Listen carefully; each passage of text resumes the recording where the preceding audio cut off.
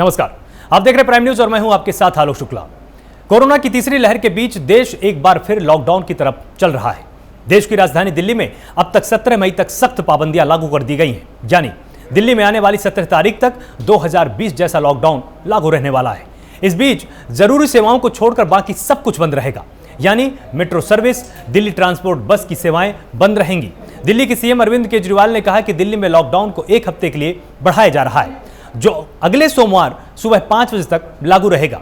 इस बीच दिल्ली में 10 तारीख से मेट्रो चलनी बंद होगी। वहीं दिल्ली के मुख्यमंत्री अरविंद केजरीवाल ने कहा कि दिल्ली में 26 अप्रैल के बाद से कोरोना के केस कम होने शुरू हुए हैं और पिछले 1-2 दिन में पॉजिटिविटी रेट 35% से घटकर 23% हो चुका है। वहीं दूसरी तरफ उत्तर प्रदेश में भी लॉकडाउन की तारीख को बढ़ा दिया गया है। यूपी में भी अगली 17 मई की सुबह 7 बजे तक लॉकडाउन जारी रहेगा। वहीं इस दौरान नियम तोड़ने वालों के खिलाफ सख्ती की कार्रवाई भी की जाएगी।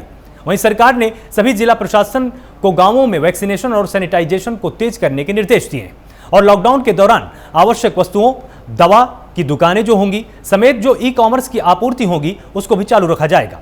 अब यहां आपको याद दिलाना चाहूंगा कि पीएम मोदी ने काफी पहले ही ये कहा था कि कोरोना को रोकने में लॉकडाउन को आखिरी विकल्प की तरह इस्तेमाल किया जाएगा। तो क्या अब हमारे पास अब कोरोना को रोकने के लिए आखिरी विकल्प लॉकडाउन ही रह गया है? और लॉकडाउन लगने के बाद आगे क्या उम्मीदें हैं कोरोना केस कम करने की? सब कुछ समझने की कोशिश करेंगे। अगले 1 घंटे की हमारी चर्चा होगी। तमाम मेहमान मेरे साथ जुड़े होंगे। हमारे साथ अभिषेक वाजपेयी होंगे, कांग्रेस के प्रवक्ता हैं। हमारे साथ कपिल श्रीवास्तव होंगे, सपा प्रवक्ता हैं। विजय खैरा होंगे, बीजेपी प्रवक्ता के रूप में हमको ज्वाइन करेंगे। और डॉक्टर सचिन भामू होंगे, हेल्थ एक्सपर्ट हैं मानस हॉस्पिटल के। ये सभी हमारे साथ जुड़े होंगे। तब तक हम आपको एक बार कोरोना अपडेट बता देते हैं। गाजियाबाद में 564 केस सामने आए हैं।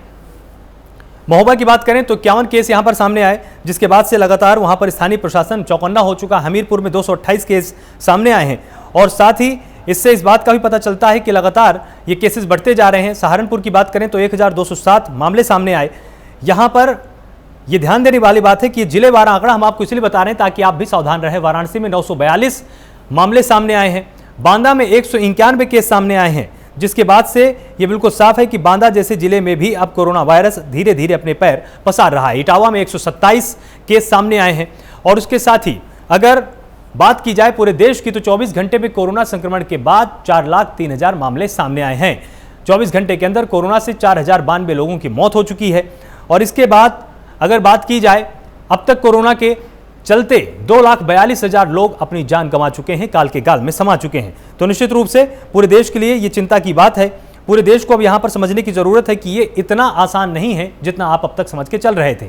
1,83,00,000 लोग कोरोना से रिकवर हो चुके हैं, जो कि अच्छी सूचना कही जा सकती है। लेकिन यहां पर ध्यान देने वाली बात यह है कि अभी भी देश में 37,32,000 एक्टिव केस लगातार बने हुए हैं। कोरोना को देखते हुए यूपी में 17 मई की सुबह तक लॉकडाउन लगाया गया है। पहले ये कल तक के लिए था, 10 तारीख तक के लिए था, लेकिन अब इसको बढ़ा दिया है। लेकिन औद्योगिक गतिविधियां और ई-कॉमर्स से जुड़े काम लगातार चलते रहेंगे। इसमें किसी भी तरह की रोक नहीं लगाई गई है। यहां पर यह भी बात ध्यान देने वाली है कि जो जरूरी सेवाएं हैं वो लगातार जारी रहेंगी। जो ई-कॉमर्स से जुड़े हुए उत्पाद हैं उनका भी लगातार आदान प्रदान यहां से वहां चलता रहेगा। ट्रांसपोर्टेशन में किसी भी तरह की कोई दिक्कत नहीं आएगी। आवश्यक वस्तुओं और सेवाओं को देने वाले जो लोग हैं उनको ई पास जारी किया जाएगा। उनको गवर्नमेंट की वेबसाइट में जाना है, रजिस्टर करना है और उनको ई पास वहां से इशू हो जाएगा। 50% सरकारी कर्मचारियों को ही अब ऑफिस में बुलाया जाएगा। जो अत्यावश्यक कर्मचारी हैं उनको बुलाया जाएगा, बाकी वर्क फ्रॉम होम होगा। आपको बताएं कि 50% सरकारी कर्मचारी घर पर ही रहकर काम कर सकते हैं। इसकी छूट यहां पर सरकार ने दे दी है। और सबसे बड़ी बात यहां पर यह भी है कि 24 घंटे में यूपी के हाल की बात करें तो 26,000 से अधिक संक्रमित सामने आए हैं और 297 लोगों की जान गई है। तो निश्चित रूप से जो आंकड़े सोचे जा रहे थे वो आंकड़े अभी भी कम नहीं हुए हैं। अभी भी लगातार वो तस्वीरें सामने आ रही हैं जो कि सच में डराने वाली हैं।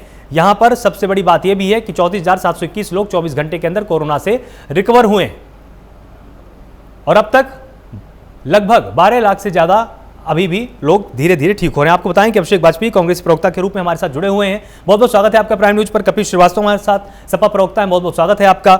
विजय खैरा बीजेपी प्रवक्ता के रूप में हमारे साथ है, आपका भी बहुत बहुत स्वागत है। और साथ ही डॉक्टर सचिन भामू हैं, हेल्थ एक्सपर्ट के तौर पर मानस हॉस्पिटल में हमारे साथ। और आप सभी का बहुत बहुत स्वागत है। तो विजय जी, सबसे पहले आपके पास आते हैं क्योंकि लगातार विपक्ष घेरने की कोशिश तो कर रहा है, लेकिन सरकार के पास जो संसाधन उसके हिसाब से काम हो रहे हैं। लॉकडाउन को धीरे धीरे बढ़ाया जा रहा है ताकि पैनिक सिचुएशन भी क्रिएट ना हो और जनता इस बात को भांपती भी रहे कि लॉकडाउन हमारे पास एक ऐसा विकल्प है जिससे कोरोना संक्रमण की चैन को तोड़ सकते हैं। लेकिन जिस तरह से प्रधानमंत्री मोदी ने कहा था कि लॉकडाउन आखिरी विकल्प होना चाहिए, आपको क्या लगता है अब हम आखिरी विकल्प पर ही निर्भर हो चुके हैं या और भी तमाम रास्ते हमारे पास हैं? लॉकडाउन आखिरी क्यों होना चाहिए, आखिरी विकल्प ये तो सभी जानते, आप भी जानते ही हैं, हम लोग भी समझ रहे हैं, क्योंकि लोगों को जीविका का सवाल है। जो रोजमर्रा रोजाना खाते हैं, रोज कमाते हैं, उनकी समस्या का सवाल है। तो जब प्रधानमंत्री ने ये सोचा था कि लॉकडाउन के दिन फिर से आ रहे हैं, तो उसके पहले ही उन्होंने इस बात की व्यवस्था की और इसको घोषणा की कि 1 मई से 80 करोड़ लोगों को खाने का अनाज इंतजाम करेगा। पहले ही उन्होंने इस बात की घोषणा कर दी थी 1 मई से। साथ ही साथ ये भी कर दिया था रिव्यू करके कि 15 करोड़ वैक्सीन मुफ्त लगाएगी, केंद्र खुद देगी। तो और लॉकडाउन के लिए इसलिए स्टेट पर छोड़ना पड़ा कि 5 स्टेट को शुरू से ही जो बगैर बीजेपी शासित हैं, उनकी जिद थी कि लॉकडाउन हम पर छोड़ा जाए। शुरू में ही अगर आप याद हो, ये लॉकडाउन पर अगर ठीक से स्टेट सरकारों ने विचार किया होता तो शायद स्थिति इतनी खराब न होती। क्योंकि शुरू में ही अभी भी इस बार भी केजरीवाल ही उसके खिलाफ से शुरू में कह रहे थे नहीं लगना चाहिए। तो इस तरह बहुत सारी स्टेट्स थी। तब प्रधानमंत्री जी ने, केंद्र ने ये सोच के कि अब सीख गई है प्रदेश सरकारें लॉकडाउन कैसे लगता है, क्वारंटीन क्या होता है और कंटेनमेंट जोन कैसे घोषणा होती है, सारा सिखा दिया है, सब जान गए पूरा हिंदुस्तान। तो इसका मतलब वो सक्षम है इस मामले में। लेकिन ये अंदाजा नहीं था कि इतनी गलती करेंगे, एक लॉकडाउन को अब भी ये इतनी लाइटली लेंगे, क्योंकि हमने कंट्रोल कर लिया था। इसलिए बहुत सी सरकारों ने इस तक पे काम नहीं किया कि अक्टूबर में जो प्लांट्स इन लोगों को दिए गए थे ऑक्सीजन के लगाने के लिए, भारत सरकार ने पैसा भी भारत सरकार दे रही थी, वो अक्टूबर के बाद देगी, लेकिन अभी तक नहीं लगाया बहुत सारे स्टेट में। अब किसी ने लगाया एक या दो।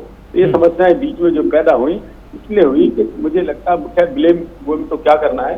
फिलहाल ये बात ठीक है कि अब लॉकडाउन जो लग रहा है इसमें सरकारों की जिम्मेदारी है कि गरीब भूखा न सोने पाए, बस इससे अलावा कुछ नहीं है। जिनकी समस्याएं हैं, जो गरीब घरों में है, उनके भोजन की व्यवस्थाएं ठीक से हो जाए और लोगों को एसेंशियल सर्विसेज वालों को आने जाने में रोक ना हो। क्योंकि मुझे दिल्ली के बारे में पता है कि एक बार डॉक्टर की गाड़ी पूरी 2 घंटे तक रोक दी थी, जो कोरोना ही देख रहा था कि गाड़ी में पास नहीं है पिछली बार। तो वो सामने आई थी बात, क्योंकि मैं डॉक्टर हूँ तो मुझे पता है अच्छी तरह से बातें।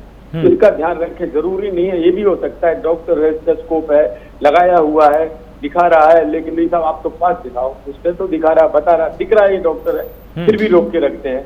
तो हो सकता है कभी पास छूट भी सकता है किसी से। तो ये सब पुलिस को विचार करना चाहिए, उसमें जान लेना चाहिए। कोई दवाई लेने जा रहा है इमरजेंसी की, भाग रहा है, प्रिस्क्रिप्शन है उसके पास, समझ में आए तो ऐसे लोगों को तंग ना किया जाए। ऐसा मैं तो ऐसा बिल्कुल ठीक है। कपिश जी हमारे साथ जुड़े हैं। कपिश जी, जिस तरह की अब तैयारियां सरकार ने की हैं, आपको लगता है कि ये सही समय पर तैयारियां की गई हैं या तैयारी करने में आपको देरी हो गई, अब आप उस अंतिम विकल्प की तरफ बढ़ रहे हैं जिसको आपको बहुत पहले इस्तेमाल कर लेना चाहिए, तो शायद इतने केस सामने नहीं आते? आपको क्या लगता है, सरकार सही दिशा में है, सही कदम उठा रही है या कहीं ना कहीं चूक हो चुकी है? नहीं, सरकार बहुत देर से होश में आई और ये कदम उसको बहुत पहले उठा लेना चाहिए था। और जो त्रय-स्तरीय चुनाव हुए हैं उसमें भयंकर स्प्रेड किया है उत्तर प्रदेश के गांव-गांव के अंदर। अब तो आप देखिए गांव के अंदर कोरोना पहुंच चुका है और जो मॉर्टेलिटी रेट गांव की आ रही है वो शहर से ज्यादा आ रही है। तो इसमें कहीं दो राय नहीं है कि हमारी हाई कोर्ट, हमारी सुप्रीम कोर्ट ने तमाम फटकारें मोदी सरकार, योगी सरकार, डबल इंजन सरकारों को लगाई थी, लेकिन ये सुनने के लिए तैयार नहीं। अब आप देखिए ये जो लॉकडाउन था इसकी मांग तो हमारे बहुत पहले से प्रयागराज के हाई कोर्ट ने की थी और अंत में आखिर आपने वही किया, लेकिन किया कब? जब आपने स्प्रेड बढ़ा लिया, सैकड़ों लोगों को काल के गाल में संवा दिया, रोज का रोज सैकड़ों लोग गाल के गाल में जा रहे हैं। तब जाकर के इन्हें होश में आया है कि लॉकडाउन एक अंतिम विकल्प के रूप में हो तो उसको हमें अपनाना चाहिए। ये तो इन्हें बहुत पहले अपनाना चाहिए। और एक चीज मैं बार बार कहता हूं और बार बार पूछता हूं कि पहला और अंतिम विकल्प क्या होता है? केंद्र सरकार ने जब पिछली बार ये लॉकडाउन लगाया था तो पहला विकल्प क्यों बनाया था, जिसको अंत में आपने कह दिया कि अंतिम विकल्प बनाया गया? आज भी सुप्रीम कोर्ट ने कहा है कि पूरे देश के अंदर लॉकडाउन होना चाहिए, लेकिन केंद्र सरकार सुप्रीम कोर्ट की कोई बात नहीं सुन रही है। आईसीएमआर ने कहा कि पूरे देश के अंदर लॉकडाउन होना चाहिए, उन्होंने आग्रह किया है, लेकिन केंद्र सरकार सुनने के लिए तैयार नहीं है। और है यही चीज करेंगे वही, लेकिन बहुत कुछ गंवा लेंगे। जैसे कि अब तक बहुत लोगों ने जान गंवाई है, हमारे अपने लोगों ने जान खोई है, और तमाम लोग इस समय जान खोने के कगार पे बैठे हैं, और वो सिर्फ और सिर्फ लापरवाही के शिकार हुए हैं भारतीय जनता पार्टी के डबल इंजन सरकार की। विजय जी कुछ कहना चाह रहे थे बीच में। विजय जी ये कह रहा था कि कभी तो शर्म करना चाहिए, शर्म तो खैर नहीं कहना चाहिए मुझे, कभी तो रिग्रेट करो, पछतावा करो इस बात का कि कौन कौन लॉकडाउन का विरोध कर रहे थे। क्या राहुल गांधी विरोध नहीं कर रहे थे खुलेआम? क्या अखिलेश यादव ने विरोध नहीं किया था? तब भी केंद्र सरकार नहीं मानी थी उस समय, तो केंद्र सरकार ये जानती थी कि इसके क्या परिणाम होंगे, पर इनने विरोध करने में तो कोई कसर नहीं छोड़ी। और अभी भी उसी बात को कह रहे हैं। नहीं तो अभी को पता ही नहीं कुछ कि दुनिया में हमें दुखद तो है, लेकिन कम से कम दुनिया में हम लोगों का रेट कम है, हम बचा पा रहे लोगों को। मोर्टिलिटी रेट हिंदुस्तान कहाँ बचा पा रहे हैं? कम है। कहाँ बचा पा रहे हैं खेरा साहब? अगर आप कहाँ बचा पा रहे हैं? सारी व्यवस्था ने दम तोड़ दिया है, सुनना तो आपको पूरी सारी व्यवस्थाओं ने दम तोड़ दिया, और आप कह रहे हैं आप बचा नहीं पा रहे। शर्म आपको करनी चाहिए। जब 500 पे आपने लॉकडाउन किया था तो 50 लाख पे चले गया था। शर्म की बात नहीं है कि 500 पे लॉकडाउन क्यों किया था और 50 लाख पे क्यों उठाया था? आज जब लाखों लोग संक्रमित है तब आप लॉकडाउन क्यों नहीं कर रहे हैं? उनके पीछे फिर क्या रीजनेबल कारण करते हैं? पूरा विश्व आज मोदी जी की तारीफ कर रहा, आज भी की, कल भी, पूरा विश्व बुराई कर रहा है मोदी जी की। और वही मोदी जी की तारीफ WHO ने भी बुराई की है, और अपने सुप्रीम कोर्ट से लेकर हाई कोर्ट से मोदी और योगी सरकार की बुराई की है। और किसी का क्षेत्र है जिसके घर में आपने सुहाग में काल के काल में आप पीठ ठोकने की जानकारी करो, पढ़ो, फिर बोलो। आपको पूरा विश्व छूट रहा है, पूरा विश्व आपकी सरकार को छूट रहा है। आपकी सरकार ने चलाया है पूरे देश के अंदर। अगर कोई सेकंड वेरिएंट आया है तो उसमें योगी और मोदी सरकार की सबसे बड़ी चीज है। पूरे इलेक्शन में देश को क्या हुआ, पूरे देश में लोग के मुंह में खड़ा कर दिया, पूरा विश्व छूट रहा है। और हिंदुस्तान क्या दुनिया से अलग है क्या? 135 करोड़। ठीक है, एक बार अभी हम कांग्रेस के पास एक बार चलते हैं। ठीक है, ऑक्सीजन के ज्यादा लोग हैं, पॉपुलेशन ज्यादा है हमारे यहाँ। कपिल जी आ रहा हूँ, मैं आपके पास आ रहा हूँ। कपिल जी एक सेकंड, कपिल जी एक सेकंड, विजय जी एक सेकंड, एक सेकंड कम है। विजय जी एक सेकंड, विजय जी साधन नहीं जुटा है। ठीक है, और उसके बाद आप 70 सालों की बात आ गई ना अब यहाँ पर बीच में। 70 सालों की बात आपने की है, हमारे साथ अभिषेक जी जुड़े हुए हैं। ठीक है, 70 साल की बात की है ना आपने विजय जी। एक सेकंड रुकिए ना, रुकिए। अभिषेक जी हमारे साथ जुड़े हुए हैं। अभिषेक जी, लगातार इनका ये कहना है कि जिस तरह की परिस्थितियां हैं उसमें हम बहुत अच्छा काम कर रहे हैं, जो अभी हम कदम उठा रहे हैं वो कदम बहुत ही बेहतर हैं। साथ ही उन्होंने कहा कि 70 सालों के चलते इस तरह की व्यवस्थाएं हैं कि जितना हम कर सकते हैं उतना हम कर पा रहे हैं, लेकिन 70 सालों में जो पिछली सरकारें रही उन्होंने कोई काम नहीं किया जिसका आज खामियाजा देश भुगत रहा है। साथ ही विजय जी ने एक जरूरी बात यह भी बताने की यहां पर कोशिश की कि आज भी पूरा विश्व मोदी जी की तारीफ कर रहा है, उनकी प्रसिद्धि में कोई कमी नहीं आई है क्योंकि लगातार वो देश को संभाल पा रहे हैं। देखिए आलोक जी, सबसे बड़ी बात यह है कि जब बिल्ली अगर दूध के पास बैठी है और आंख बंद करे तो वो ये सोचती है कि उसे दुनिया में कोई नहीं देख रहा, उसको कोई नहीं देख रहा होता है। तो भारतीय जनता पार्टी की सरकार का यही काम है इस समय। और 70 सालों की बात कर रहे हैं, 70 सालों में कांग्रेस ने जो काम किया तो वही काम ये गिना रहे हैं। और आगे पहले जब जो भी हॉस्पिटल बने थे, संजय गांधी हॉस्पिटल जो बना था, अनुसंधान बना था, वहां पे जाकर के मुख्यमंत्री योगी आदित्यनाथ जी ने वहां। अभिषेक जी, आप अपनी बात को पहले पूरी कीजिए, जिस तरह से आप अपनी बात को कंटिन्यू कीजिए और ये बताने की यहाँ पर सख्त जरूरत है कि आखिर सत्ता पक्ष को अभी किन तैयारियों की जरूरत है और क्या लॉकडाउन लगा देने से ही चीजें संभल जाएंगी सारी? देखिए, सबसे बड़ी चीज ये है कि सिर्फ लॉकडाउन आपने लगाया है, ठीक है, ये जरूरी था, लोगों को बचाने के लिए जरूरी था, लेकिन उनके बारे में क्या, जो पटरी दुकानदार हैं, जो रोज कमाते हैं रोज खाते हैं, उनके बारे में क्या, जो प्राइवेट कंपनियों में फील्ड वर्क का काम करते हैं, वो प्राइवेट कंपनियों के मालिकों ने ये कह दिया है कि मैं आपको सैलरी नहीं दे पाऊंगा, वो फील्ड वर्कर क्या करें? उन लोग, मैं कल की घटना आपके चैनल में भी हो सकता है चलाई हो कि एक पटरी दुकानदार ने जो फल का ठेला लगा करके बैठा हुआ था, उसको पुलिस वालों ने बहुत मारा है और उसके फलों को उठा करके फेंक दिया है। उसने ये बताया कि मेरे पास मेरे घर में राशन नहीं बचा था तो मुझे मजबूरी बस ठेला लगाना पड़ा, अब मैं अगर ठेला भी नहीं लगाऊं तो क्या करूं? उसके यही शब्द थे, वीडियो वायरल हुआ इस चीज का।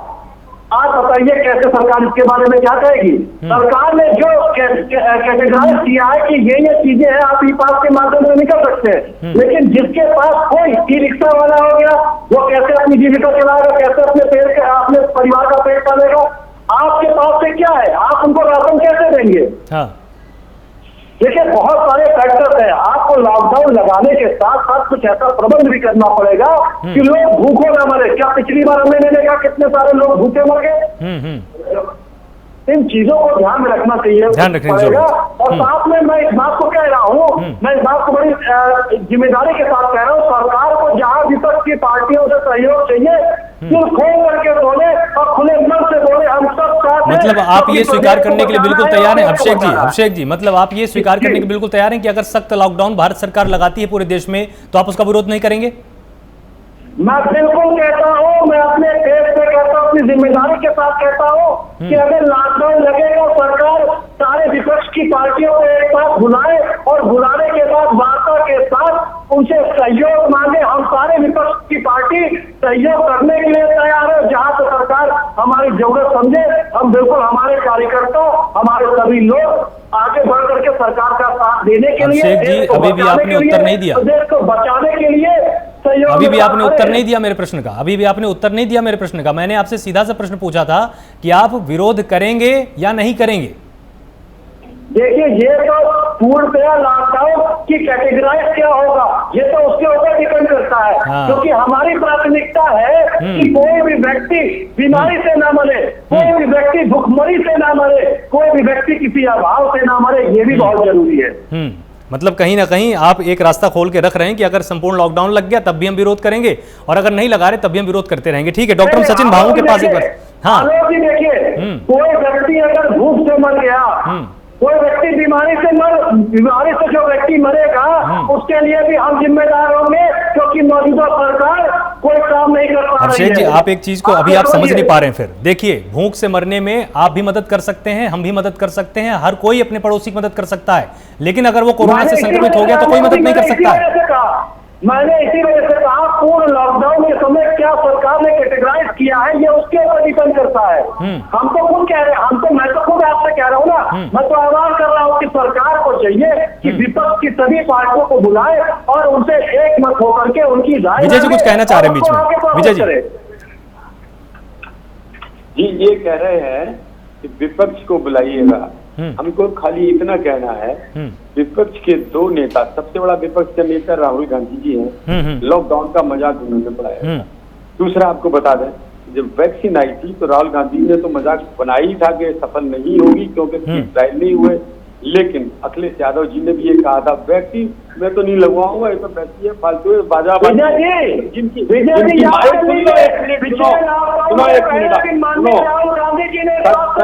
सच कड़वा होता है, सच नहीं झेल ही नहीं सकते। चुनाव आयोग को दबाव में आप लोग काम करवाओ, जब बोलो तब सुन लेना। अरे अखिलेश ने कहा था कि नहीं कहा, इसका जवाब दे दो, इसका जवाब दे दो। अखिलेश जी ने कहा था कि नहीं? अरे इसका जवाब दे दो, अखिलेश जी ने ये कहा था नहीं कहा था? इसका जवाब दे दो, अखिलेश जी ने कहा था नहीं कहा था? और रहा मदद की, तो आप भूखों की फोटो खींचोगे, मदद नहीं करोगे, जैसे अखिलेश यादव ने पहले नहीं किया और अपने पूरे कार्य को लगा दिया वैक्सीन के खिलाफ प्रचार करने के लिए। समझे? झांको जरा अंदर, क्या करते हो तुम लोग? चलिए ठीक है, ठीक है, ठीक है, ठीक है। अभिषेक जी मैं आपके पास आ रहा हूँ, विजय जी मैं आपके पास आ रहा हूँ, अभिषेक जी मैं आपके पास आ रहा हूँ, एक सेकंड डॉक्टर, ठीक है अभिषेक जी आ रहा हूँ, मैं आपके पास आ रहा हूँ, एक सेकंड। डॉक्टर सचिन भामू हमारे साथ हैं हेल्थ एक्सपर्ट के तौर पर। डॉक्टर सचिन, हम आपसे समझना चाहेंगे, 4 लाख से अधिक केस रोजाना सामने आ रहे हैं, देश किस विकट परिस्थिति का लगातार सामना करना है, आप एक बार प्राइम न्यूज के दर्शकों को ये यहाँ पर जरूर समझाइए, क्योंकि सिर्फ और सिर्फ लॉकडाउन लगाने से बात नहीं बनेगी ना। आप अभी भी सड़कों पर लोगों को देख रहे होंगे कि वो निकल रहे हैं, लगातार नियमों को तोड़ रहे हैं, अभी भी उतनी गंभीरता से कोरोना वायरस को नहीं लिया जा रहा है जितना कि लिया जाना चाहिए था। पिछले साल की तस्वीरें आपको याद है, सड़कों पर सन्नाटा हो गया था, लोग डरे हुए थे, लेकिन अब अभी भी लोगों का व्यवहार यह है कि अगर हमारे घर परिवार में किसी की जान नहीं गई है तो कोरोना हमारे लिए है ही नहीं। जी देखिए, आपने बहुत ही पर्टिनेंट सवाल एकदम से इसको किया है मुझसे, एंड मैं एग्री करता हूँ आपसे इस चीज बारे में कि देखिए, एक पूरी बड़ी पिक्चर को हमको समझना होगा यहाँ पे। Lockdown in itself is not going to be effective if we do not understand how to lock ourselves down. Now lockdown एक मेजर है, कोई सिस्टम लेगा। अब ये मैं इस पर मैं कमेंट नहीं करूंगा कि लेना चाहिए लेना नहीं चाहिए, it's not my forte. But as a health expert हमारी फील्ड में अब हम जो देख रहे हैं आजकल जो हो रहा है, disaster situation, mayhem, if I have to use this word very sadly. और ये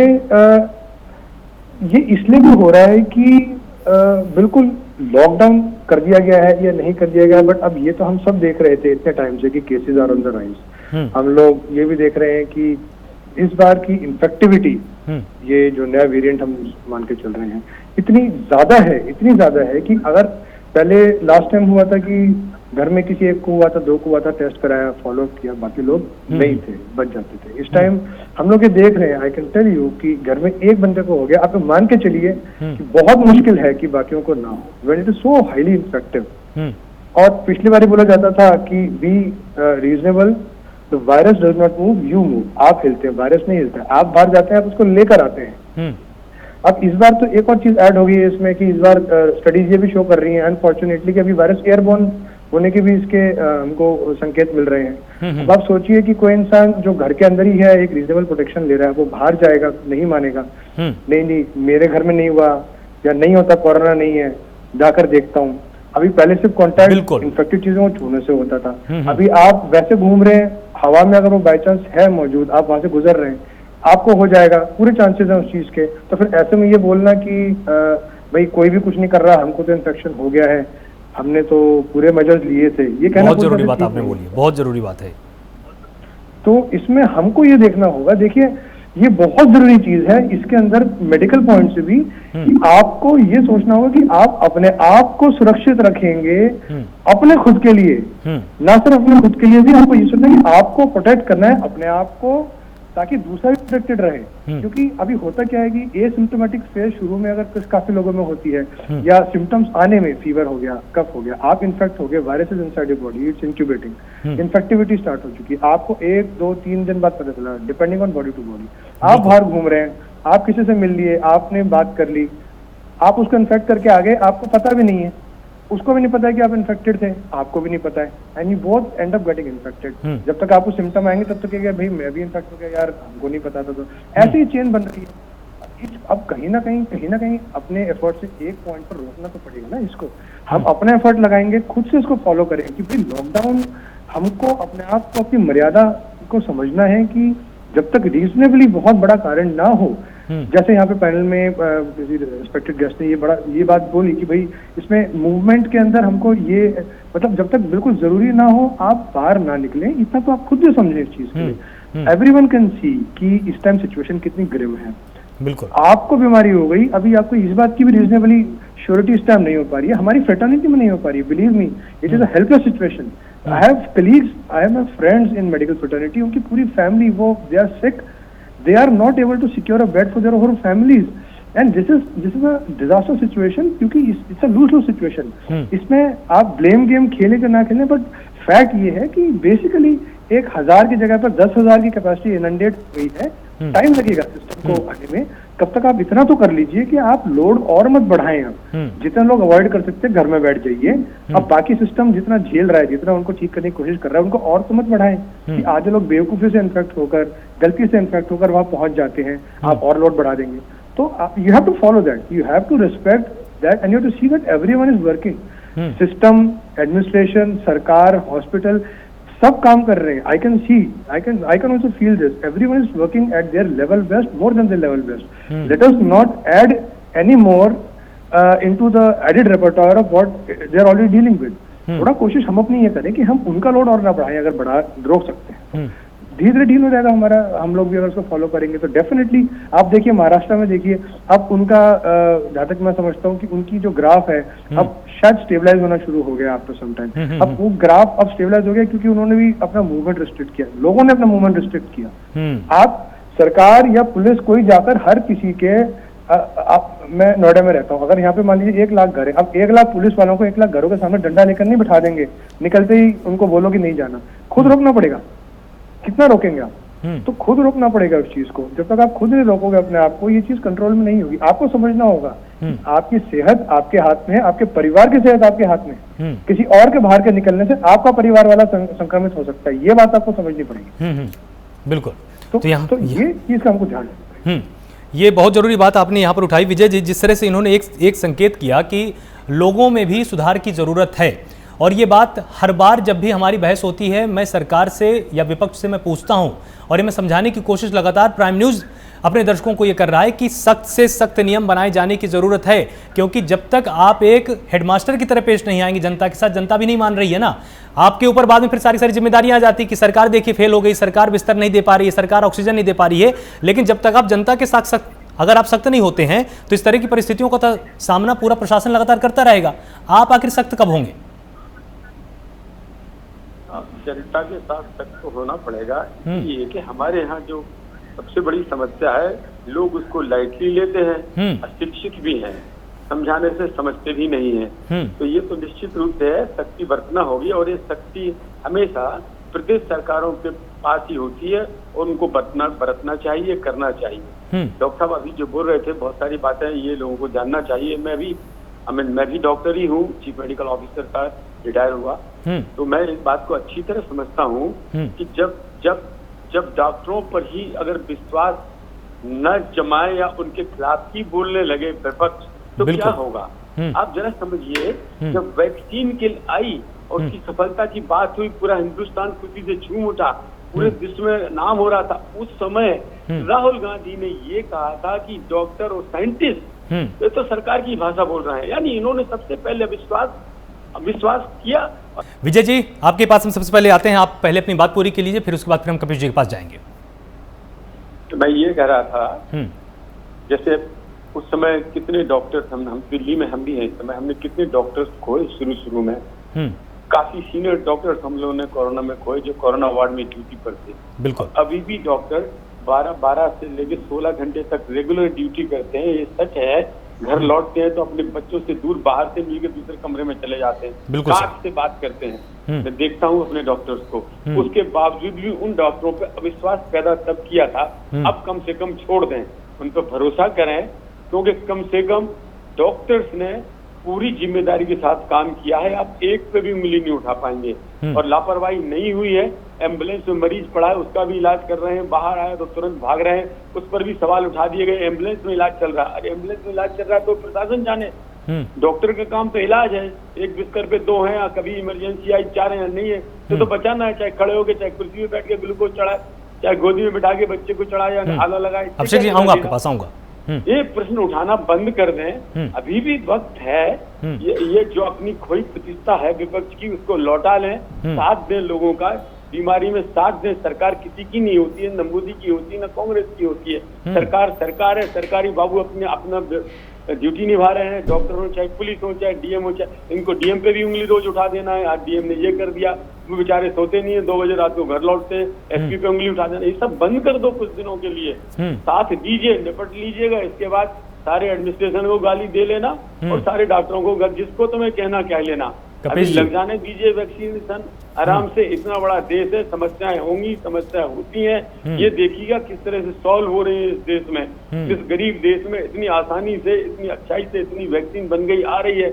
आप 2 दिन में वैक्सीनें नहीं बना करती हैं, अभी भी वैक्सीन टाइम से लगेगी। पहले भी 6 महीने का ही शेड्यूल था, अब उसको फास्ट किया जा रहा है। तो वैक्सीन हमारे लेने वाले, लगवाने वाले लोग नहीं मिल रहे थे, ऐसा प्रचार कर दिया कि लोग आ नहीं रहे थे। पहले डॉक्टरों ने लगवाई, सबसे पहले डॉक्टर थे तैयार मरने को। अगर इनका कहना था कि मरेंगे तो पूछ लो पूरे हिंदुस्तान में किसने लगवाई थी पहली वैक्सीन? पूरे डॉक्टरों ने लगवाई थी। क्या उनको डर नहीं था मरने का? क्या फिर इन लोगों ने लगवाना चालू किया, दूसरों ने। तो ये बातें अब बंद कर दीजिए, बस यही मेरा इतना निवेदन है। विश्वास करो मशीनरी के ऊपर, मशीनरी एक ही होती है, चाहे सरकार कोई भी हो, उसको उस पर मत डाउट कीजिएगा। लगवाइए और लोगों को समझाइए, ये काम है इन लोगों का। सरकार तो मदद कर ही रही है गरीबों की, जो करना है, और जहाँ हो सकता है विपक्ष भी करे। इस समय छोड़ दो कुछ दिन के लिए, आते साथ बहस चालू करेंगे, ये गलती। हमने कहा था राजनीति नहीं होने दो इस बहस पर, सकारात्मक बहस कीजिएगा कुछ दिनों के लिए। महीने 2 महीने बाद 15 दिन बाद फिर ईश्वर मौका देगा आपको। पूछ लेते हैं एक बार कपिल जी, जिस तरह से इनका कहना है कि अभी आप सहयोग कीजिए, शिकायत मत कीजिए। अजीब किस्म के व्यक्ति है। सत्ता में सिस्टम दिखाई ना दे, हम शिकायत ना करें।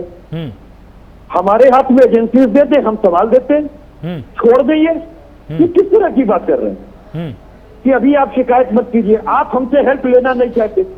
विपक्षी दल बहुत बार मांग कर चुके, आपके टीवी स्क्रीन पर आकर हमारे बड़े नेताओं ने कहा है कि सर्वदलीय बैठक कर लें प्रधानमंत्री जी। माननीय सर्वोच्च न्यायालय ने कहा केंद्र सरकार कहाँ है?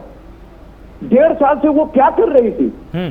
हमारी सरकारें क्या कर रही थी? ये कपिल श्रीवास्तव का प्रश्न नहीं, ये तो अदालत ने प्रश्न पूछा है। ये अदालत ने कहा कि क्या देश के लोगों को मरने के लिए छोड़ दिया है सरकार ने? ये तो विपक्ष ने प्रश्न नहीं पूछा, ये तो मद्रास हाईकोर्ट ने पूछा, ये तो दिल्ली हाईकोर्ट ने पूछा, बिल्कुल, ये प्रयागराज हाईकोर्ट ने पूछा, ये सुप्रीम कोर्ट ने पूछा, और आप तोहमत हम पर जड़ते हो क्योंकि हम सिस्टम की कमी को उजागर करते हैं। बात कोरोना की होती है, ये आ जाते हैं वैक्सीन पर। अभी आपके सुरेंद्र सिंह विधायक ने क्या कहा? उन्होंने तो कहा कि गौमूत्र पी लीजिए, उसके बाद आपको कोरोना नहीं होगा। तो ऐसी अवैज्ञानिक सोच रखने वाले वो भारतीय जनता पार्टी के पहले विधायक तो है नहीं, तमाम मंत्रियों ने इस बात को कहा है। इतना विश्वास और बकौती अगर वो भारतीय जनता पार्टी की वैक्सीन पे की जाए तो इन्हें बड़ी चिंता होती है। पहले अपने लोगों को तो संभालिए जो गौमूत्र और गोबर से कोरोना ठीक कर रहे हैं और आज भी दावा कर रहे हैं, उनको तो समझा नहीं पा रहे। अपनी लगवाई कि नहीं लगवाई? अखिलेश के कहने पर नहीं लगवाएंगे, बता दें लगवाई अगर छापा के हैं। मैं लगवाऊं? अखिलेश ने कहा था नहीं लगवाएंगे, खराब है वैक्सीन, खराब है तो नहीं लगवाओगे ना? भाई मेरी बात सुनिए, जब नहीं लगवाओगे ना मैं लगवाऊं? मैं खेरा साहब पूछ तो रहा हूँ। अरे आप बताओ ना, आप कैसे लगवाओगे जब अखिलेश जी का आदेश है नहीं लगवाना है तो? अरे भाई, अरे तो गौ माता का पेशाब पी लेंगे। अरे दोनों तरफ मत बोलो ना, एक तरफ बोलो ना भाई। कह रहे हैं, अरे एक ही तरफ बोलिए ना। कह रहे हैं ना गौ माता का पेशाब पी लीजिए, कोरोना दूर हो जाएगा। खेरा साहब पीजिए करते पहले आप, और अपने परिवार को भी पिलाइए, क्योंकि अवैज्ञानिक सोच के व्यक्ति आप तो ऐसा कह रहे हैं जैसे भारत सरकार ने कोरोना वैक्सीन अपना विश्वास तुम जनता में खो चुके हो, इसलिए तुम्हें नहीं बुलाया जाता मीटिंग में, समझ गए? आप विश्वास खो चुके हो देश में, पहला वैक्सीन बना हुआ नहीं बुलाया जाएगा तुम्हें, विपक्ष मानते नहीं क्योंकि आप बरगलाते हो, आप जनता को धोखा देते हो। आप कोरोना फैलाने में खलनायक का काम करते हैं अखिलेश खलनायक है इस देश का। आप खलनायकों के साथ बात करने की जरूरत नहीं समझते, हम नहीं करेंगे। इनकी बातों को हम लोगों ने सुना है, ये सुनने के लिए तैयार नहीं, इन्हें हमने उम्र का लिहाज नहीं है। अभी मैं भी तुम तमाम करने लगूं, कह रहे साहब सही हो गया। कोरोना फैलाने वाले खलनायकों से बात करने की जरूरत नहीं है। अखिलेश जी का इसमें क्या रोल है विजय जी?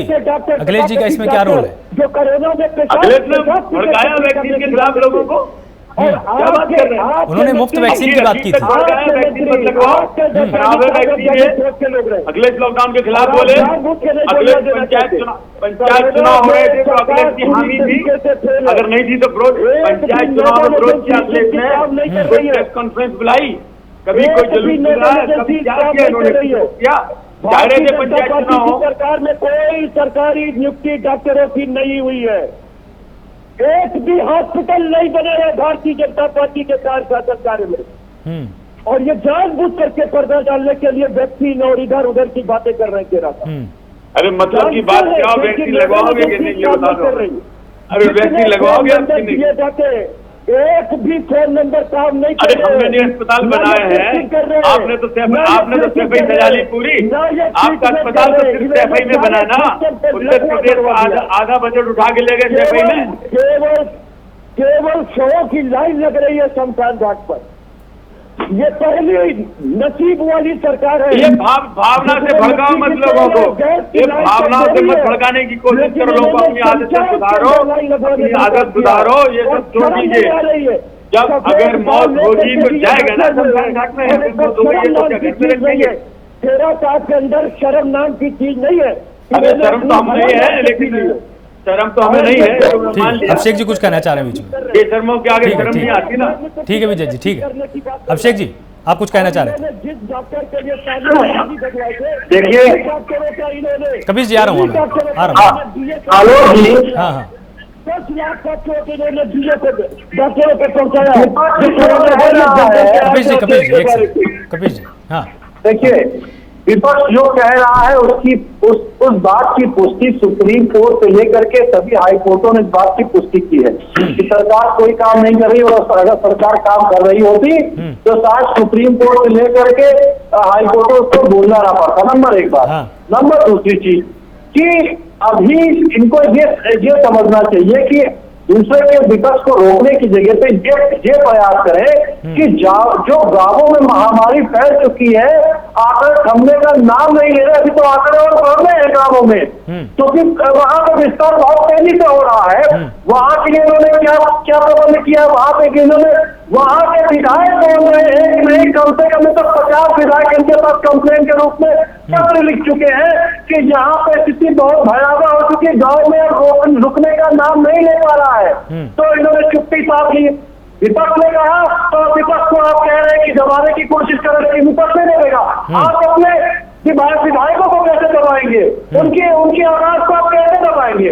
और आपके यहाँ अज्ञान विधायक, अनपढ़ विधायक अगर आपने अपने यहाँ रख रखे हैं तो इसके लिए आपको समझना पड़ेगा कि अगर जो विधायक कह दे कि गौमूत्र पी करके कोरोना ठीक किया जा सकता है तो मुझे लगता है कि विजय खैरा जी को सबसे पहले शुभारंभ करना चाहिए और उस विधायक को शुभारंभ करना चाहिए कि वो गौमूत्र पी करके कोरोना को ठीक करे, ताकि सभी भारतवासी आगे बढ़े और गौमूत्र को पिए। ऐसे लोग इन्होंने अपने आप रखे। उसके बाद जब कोई स्टेटमेंट आता है तो कहते हैं कि ये तो उसका व्यक्तिगत स्टेटमेंट था।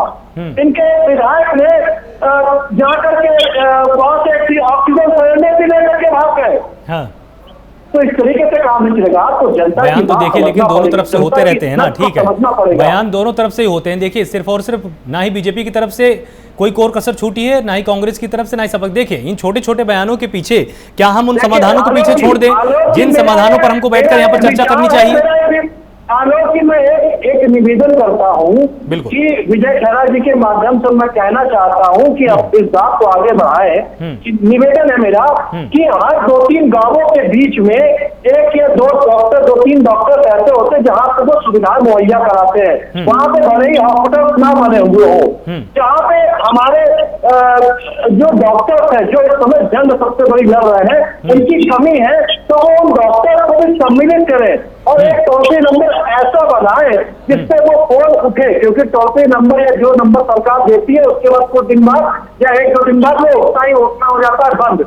तो ऐसा उनके लिए भी टोल फ्री नंबर दे कि जहाँ पे वो, जिसे हम कहते हैं कि जो गाँव के डॉक्टर है वहां पर वो संपर्क कर सके, कुछ हद तक उनसे भी आपको फायदा मिलेगा। तो विजय जी बहुत जरूरी बात बोली। देखिए उसको आप फायदे में अपने देखें कि जहाँ पे हमारे डॉक्टर की कमी है उनको आप सम्मिलित कीजिए अपने साथ। तो इससे क्या होगा, प्रदेश में जो कोरोना की रफ्तार है, और सबसे बड़ी चीज जो गाँवों में हम बात कर रहे हैं, हमारे भाई बहन, माता पिता सब बच सकते हैं, चाहे किसी भी व्यक्ति का हो, क्योंकि कोरोना किसी पार्टी का नहीं है। आप इस बात को समझिए। प्रदेश बचेगा, हम बचेंगे, देश बचेगा और मतदाता बचेगा। सबसे बड़ी चीज जो आपको आगे चल के वोट देगा, मतदाता नहीं रहेगा तो काहे का चुनाव बचेगा? हम बचे ना बचे, बिल्कुल मतदाता भी बचेगा। विजय जी, इन्होंने जिस तरह का एक जो सुझाव दिया उस पर आपकी क्या राय है? जी, मैं इनको कम से कम इस बात की तो बधाई दे दूं कि कोरोना किसी का नहीं है, इन्होंने आज बोल दिया है, इसकी मैं इनको बधाई देती हूँ। दे रहा है दुरुस्त है, कभी तो आए, कभी तो सोचा इन्होंने। बताइए, आप मुझे बताए मत दीजिए, जो मैंने आपको सुझाव दिया उसकी बात बताइए। आप इस पे तो आ गए ना, कम से कम कोरोना एक का नहीं होता। अभी तो आपने कोरोना मोदी का बना दिया था ना। कैसी बात कर रहे हैं, मैंने क्या कहा है और क्या कह रहे हैं? अच्छी बात बोल दी है। बाकी ये है, देखिए मैंने अच्छी बातें हमेशा प्रदेश और देश की अच्छी बातों से विपक्ष वही तरीका ये है। अब आपके सुझाव की बात कर लें। सबसे अच्छा तरीका ये है कि जो मौजूदा अस्पताल हैं उनमें बेड्स बढ़ाना चाहिए, क्योंकि देखिए 2 तरह से इलाज होता है। अधिकांश लोग घर पर ठीक हो सकते हैं। रोज डॉक्टर्स भी कहते हैं और फोन पे बताते भी हैं कि घबरा के आप भागो मत, 5 दिन 6 दिन तक घर में रहो, फिर सीटी कराओ, फिर हमें बताओ आवश्यकता होगी, अगर ऑक्सीजन की ज्यादा तो हम बुलाएंगे, नहीं तो घर में ठीक हो सकते हैं। तो ये पैनिक ना होने पाए तो क्या होगा कि अच्छे डॉक्टर्स को इमरजेंसी में जो ट्रेंड है, अनुभवी हैं, उनका सबको इलाज मिल सके। इसके लिए आवश्यक है कि अस्पताल में ही बेड बढ़ाए जाएं ताकि डॉक्टर्स को भागने आने जाने का समय उनका बचे। क्योंकि इस समय होता क्या है, एक मिनट महत्वपूर्ण है उन डॉक्टरों का। एक मिनट कह रहा हूं मैं, 1 मिनट में एक जान बच जाती है। एम्स के डॉक्टर्स का अच्छी तरह से अनुभव है कि वो 5-6 बजे तक अपना लंच बोल। अरे 1 मिनट रुक जा भाई, रुक जा 1 मिनट। जब उनका लंच डॉक्टरों का पड़ा रहता था और जब उनसे कहते, अरे अब चिल्लाओ नहीं। अभी आपकी दुकान जनता ने बंद कर दी, पूरी बंद कर देगी। अभी आपने हालत देख लिया ना, हाँ, इसलिए चिल्लाओ मत।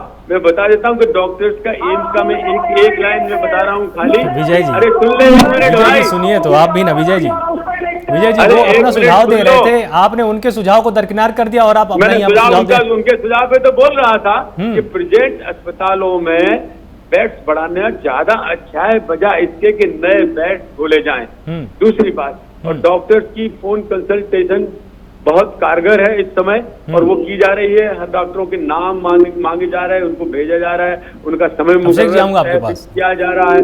दूसरी चीज, तीसरी बात ये है, गांव का जहां तक सवाल है, उनकी ट्रेनिंग के लिए जितने गांव में मेडिकल ऑफिसर्स हैं उन सबको अच्छी तरह से बताया गया है कैसे इलाज करना, क्या करना है, उन सबको वहां रखा जाएगा। इनका जो सजेशन था कि गांव-गांव में अस्पताल खोले जाएं, ना वो संभव है, ना वो कारगर होगा, ना वो सफल होगा, क्योंकि डॉक्टर्स की आवश्यकता बेड से ज्यादा जरूरी है। बेड से इलाज नहीं होता, इलाज अभिषेक जी छोटा सा उत्तर दीजिएगा।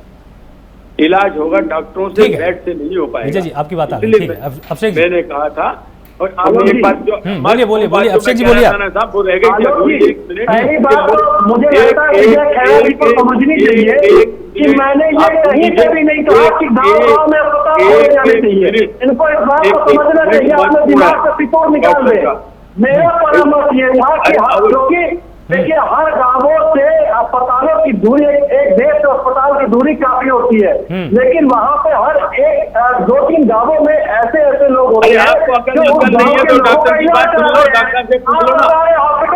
आपके नहीं समझ आ रहा तो डॉक्टर से पूछ लो ना। चलिए ठीक है ना। अब आप उनको भी तो अपनी बात रखने दीजिए ना। अब उनकी बात सुन ली, तीसरी बार वही बात बोल रहे हैं, आप डॉक्टर से पूछ लीजिए। चलिए ठीक है, डॉक्टर सचिन भामू हमारे साथ है। अभिषेक जी एक सेकंड, अभिषेक जी एक सेकंड, विजय जी एक सेकंड, अभिषेक जी एक सेकंड। डॉक्टर सचिन भामू हमारे साथ जुड़े हुए हैं। अभिषेक जी डॉक्टर सचिन हमारे साथ जुड़े हुए हैं। डॉक्टर सचिन, जिस तरह से गांवों को लेकर इन्होंने एक अपनी चिंता जाहिर की है कि अस्पतालों से दूरी काफी होती है गांवों के हिसाब से किस तरह की रणनीति बनाना सबसे ज्यादा जरूरी, क्योंकि देखिए टेलीमेडिसिन भी वहां पर ज्यादा कारगर नहीं हो सकती, क्योंकि फोन चलाना या टेलीफोन के माध्यम से डॉक्टर की बात को समझना इतना आसान नहीं है एक ग्रामीण व्यक्ति के लिए। तो गांव के हिसाब से किस तरह की तैयारी करने की जरूरत है सरकार को?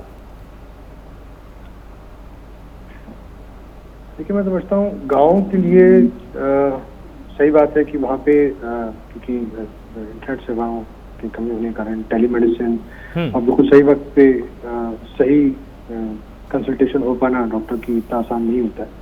तो गांव के लिए मेजरली अगर देखा जाए तो रणनीति जो हमको तैयार करनी चाहिए मेरे हिसाब से, क्योंकि वहाँ पे लोगों की सबसे पहले तो क्योंकि अभी वहाँ पे ये पर्कुलेट होके और अब सुनने में आना शुरू हुआ है कि गाँव में भी करना शुरू हो गया है, तो सबसे पहले तो वहाँ के लोगों को सेंसिटाइज करना बहुत जरूरी है। बहुत जल्दी उनको सिखाना, उनको एजुकेट करना जितना उनकी अपनी भाषाओं में उनकी समझ में कि ये क्या तकलीफ है, क्या बीमारी है और किस तरह की आपदा है, क्या इसमें करना चाहिए, क्या नहीं करना चाहिए, प्रिकॉशंस समझाना उनकी भाषाओं में। और साथ साथ अवेयरनेस फैलाने के साथ साथ उनको इतना एजुकेट करना कि वो भी अपना ख्याल खुद रखें, अपना हाइजीन मेंटेन करें, अपने आप को अपना कंडक्ट ठीक करें और उनको ये बताना कि क्योंकि आप लोग गांव में हो इसलिए आप लोग बच जाओगे तो शहरों की बीमारी है। काफी लोगों का यह सोचना है, तो उनको समझा दें, अवगत कराएं कि ऐसा नहीं है, ये बीमारी जगह देखकर नहीं फैल रही, ये बीमारी अगर फैल रही है तो फैल रही है, आपको सतर्क रहना पड़ेगा, पहली चीज। उसके अलावा अगर हम अगली चीज की बात करें कि मैनेजमेंट की बात करें, ये तो हुई फर्स्ट लेवल की बात। मैनेजमेंट में देखिए, क्योंकि वहाँ पे डेफिनेटली रिसोर्सेज की कमी है। अब इतने बड़े बड़े अस्पताल वगैरह, ऑक्सीजन बेड, आईसीयू बेड एकदम से तो नहीं खोल सकते। तो वहाँ पे जो बेसिक मेडिकेशंस हैं, दवाइयाँ हैं, आपकी पैरासिटामोल हो गई, और अभी रिसर्च में दिखाया जाता है कि जो बेसिक मेडिकेशंस है, ये बड़ी दवाइयाँ नहीं, अगर कोई इंसान जागरूक हो, सतर्क हो, सही टाइम पर पकड़ के आइसोलेट करके ट्रीटमेंट चालू भी करे और अपना ले, तो स्टेरॉइड की गोलियां, ये सारी कुछ एक जो शुरुआत के पीरियड में फायदेमंद देती हैं, जो कि सस्ती भी होती हैं, ये सारी दवाइयां वहाँ पे अच्छे से मुहैया कराई जाएं। उनको ये बताया जाए कि किस तरह से उनको घर में रखना है, किस तकलीफ के बढ़ने पर उनको पहले अपने डॉक्टर से कंसल्ट करना है। वहाँ पे जाकर जो प्राइमरी हेल्थ सेंटर्स के जो डॉक्टर्स हैं, उनको भी इस चीज के लिए ट्रेन करा जाए कि भाई आपको भी वक्त रहते इस चीज को पकड़ना कैसे है। और डेफिनेटली हमको अपनी जो बेसिक मेडिकल सप्लाईज हैं गांव में भी थोड़ा बहुत तो फॉर श्योर वहाँ पे सरकार को भी ये जिम्मेदारी हो जानी चाहिए, एंड आई एम श्योर वो कर भी रहे होंगे कि बेसिक थोड़ी बहुत बेड्स की तैयारियां हम प्रिएम्प्टिवली करके रखें, थोड़ा बहुत ऑक्सीजन बेड्स भी बना के रखें कि भाई कोई अगर कोई सीरियस जैसा लग रहा है शुरुआती दौर में या आगे दिक्कत पड़ रही। ट्रांसपोर्ट की सुविधाएं, कोई पेशेंट सिक होता है, सीरियस होता है, तो जितने को हम कर सकते हैं एम्बुलेंस के द्वारा ले जाएं, शिफ्ट करा जा सके बड़े हेल्थ सेंटर्स में, बड़े हॉस्पिटल्स में, तो ट्रांसपोर्ट की सुविधाएं भी थोड़ी देनी जरूरी हैं। और इसके साथ साथ सैनिटाइजेशन साथ साथ करते रहना जरूरी है, क्योंकि अगर जितने में हो गया उनको तो हम कंट्रोल कर रहे हैं, लेकिन एक वाइल्ड फायर पर फैलने से बचाना भी जरूरी है। ठीक है, आप सभी मेहमानों का बहुत बहुत शुक्रिया। आप सभी ने एक दूसरे की तर्कों को ध्यान से सुना, आप सभी ने एक दूसरे के सामने अपने मंतव्य को रखा, शिकायतें जरूर की, लेकिन ये शिकायतें करनी बहुत जरूरी है, क्योंकि इसी से हमारा ध्यान उन कमियों की तरफ जाता है जो कहीं ना कहीं हमसे छूट जाती हैं, जो लगातार बनी हुई हैं। लगातार कोरोना के केस आगे बढ़ रहे हैं, 4 लाख का आंकड़ा हर दिन ये पार कर रहा है, और निश्चित रूप से ये समय पूरे देश के लिए एक इमरजेंसी से कम नहीं है। आप सब घर में रहिए, सुरक्षित रहिए, अगर जरूरी नहीं है तो बाहर मत निकलिए, और कोशिश कीजिए कि एक ही बार में हफ्ते भर का सामान आप घर का लेकर आ जाएं, ताकि आपको बार बार बाजार न जाना पड़े। लगातार प्राइम न्यूज के साथ इस तरह से जुड़े रहिए। नमस्कार।